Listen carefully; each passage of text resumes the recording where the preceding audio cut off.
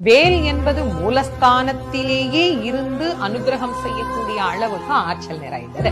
முருகப்பெருமானுக்கு மொத்தம் 3 சக்திகள்: இச்சாசக்தி, கிரியாசக்தி, ஞான சக்தி.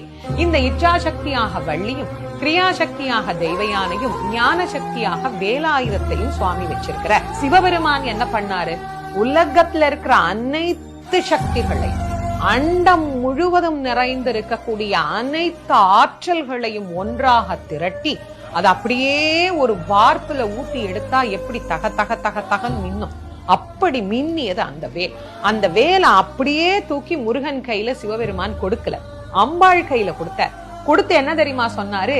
இந்த வேலை சக்தி வேலாக நீ முருகனிடத்துல கொடு அப்படின்னு அவர் சொல்ல, அம்பாள் வாங்கி அந்த வேல்ல தன்னுடைய சக்தியை அவள் சேர்க்கிறா.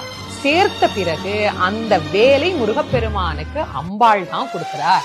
அப்ப அந்த வேல்ல என்ன ஆற்றல் இல்லைன்னு நினைக்கிறீங்க? எல்லா ஆற்றல்களும் அந்த வேலுக்கு இருக்கிறது. அது அழிக்கும் ஆயுதம் மட்டும் கிடையாது, அது காக்கும் பொருளும் கூட. ஒரு ஆயுதம் அழிக்கதானே செய்யும், அது எப்படி காக்கும் அப்படின்னு நாம நினைக்கலாம். கத்தி இருக்குது, அந்த கத்தியை வச்சு கொலையும் பண்ண முடியும், ஆனா அதே கத்தியை வச்சு ஆபரேஷனும் பண்ண முடியும் இல்லையா?